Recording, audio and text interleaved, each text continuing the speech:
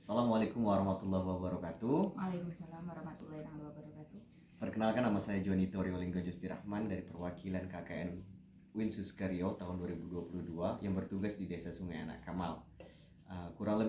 Kurun waktu dalam 2 bulan akhir-akhir ini kami selalu mengikuti kegiatan yang ada di Desa Sungai Anak Kamal, yang terpasti juga ada namanya kegiatan tibaan.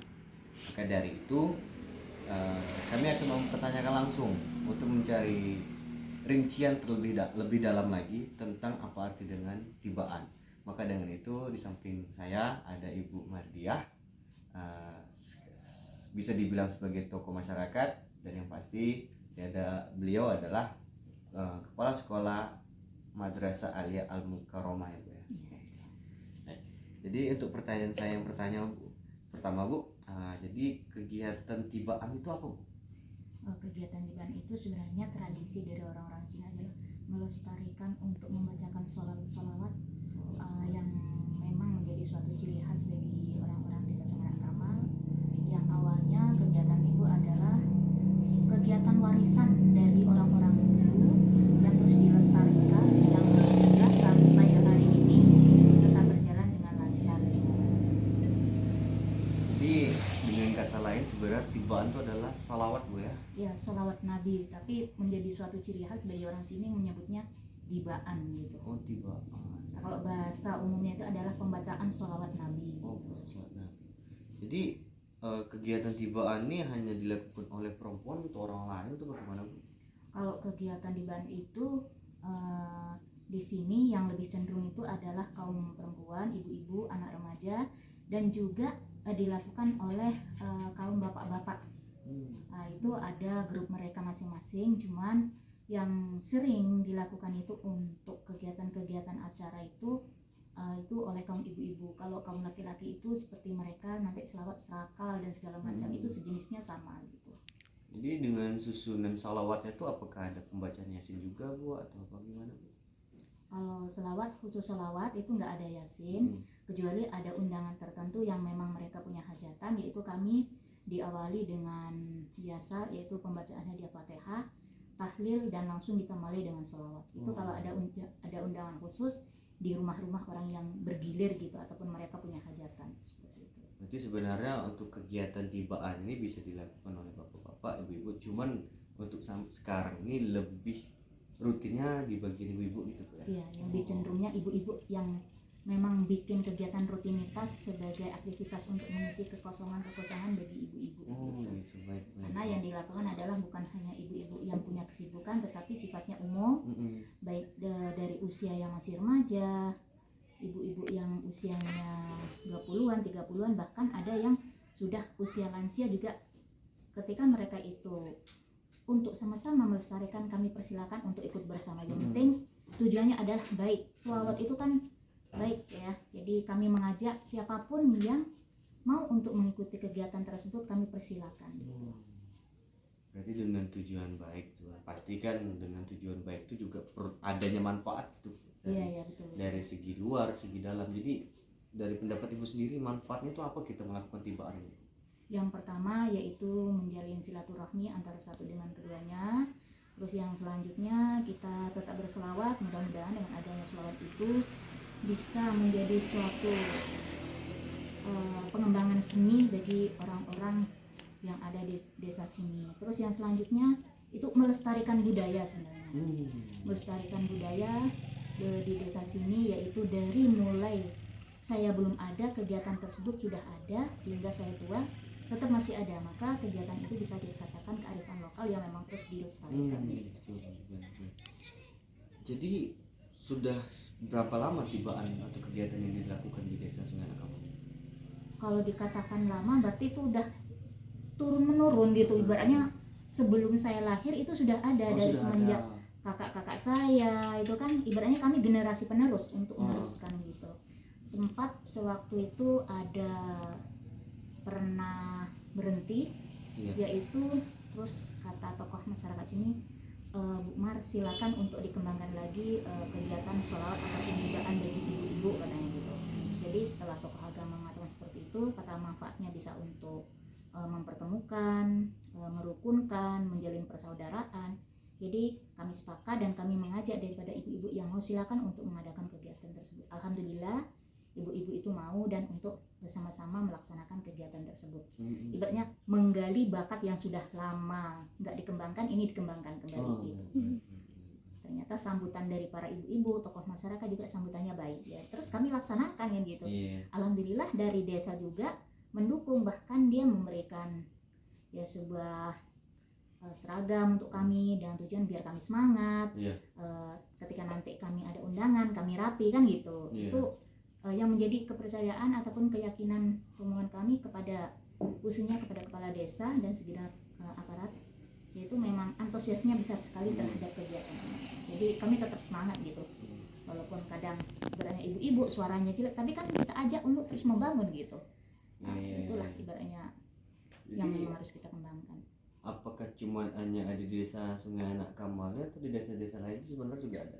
Oh, kalau itu daerah sini ada. Bukan hanya di desa Sungai Kamal, bahkan di desa tetangga seperti Wonosari, Mekarsari itu ada. Di desa Lukit itu ada, yaitu kegiatan yang sama seperti ini.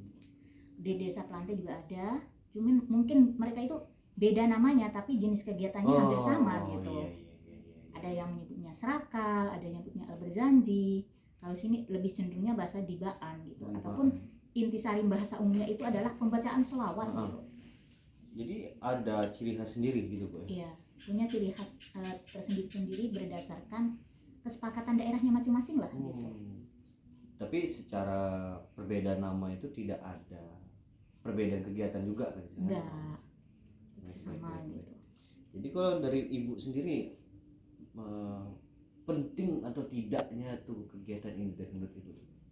Kalau menurut saya dianggap penting sih, enggak juga, karena itu sifatnya kan melestarikan budaya. Tetapi dikatakan enggak penting, ya itu penting karena untuk kayak mana ya, membiasakan gitu, membiasakan hal-hal yang baik dengan bacaan-bacaan tersebut. Nah, itu dianggapnya penting ya. Kalau dianggap kurang penting karena masih ada hal yang lebih penting lagi kan gitu. Tapi menurut hal-hal yang sering ditemukan di daerah ini itu dianggap hal yang penting karena tadi kunjungannya bisa kita berselawat, terus nanti bisa mencontohkan pada generasi penerus gitu.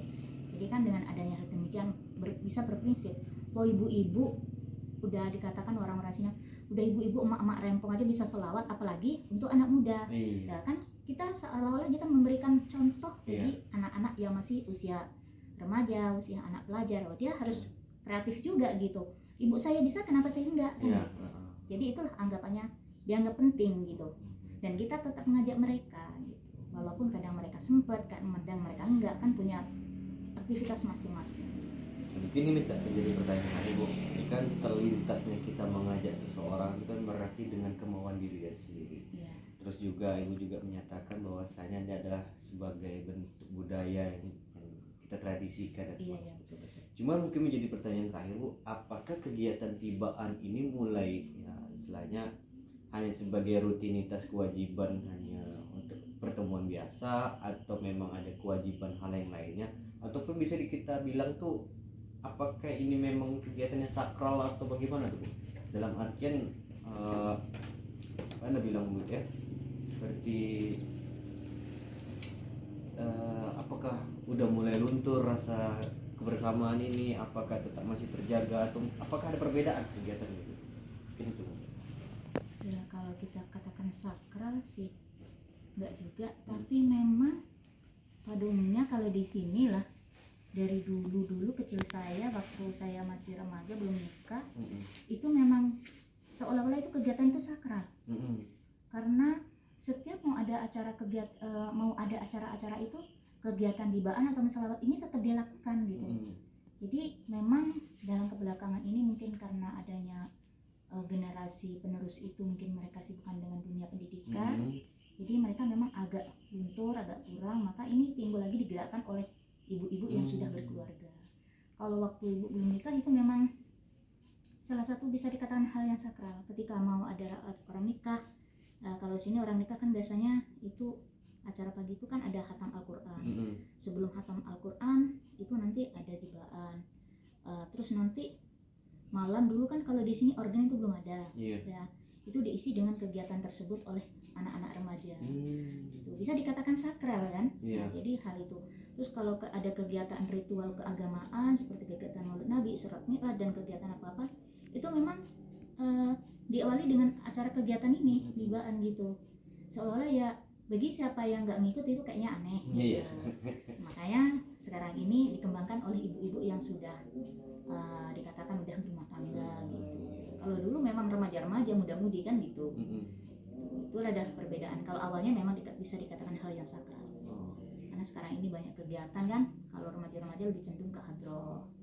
Jadi yang tibaan itu diganti dengan ibu-ibu gitu.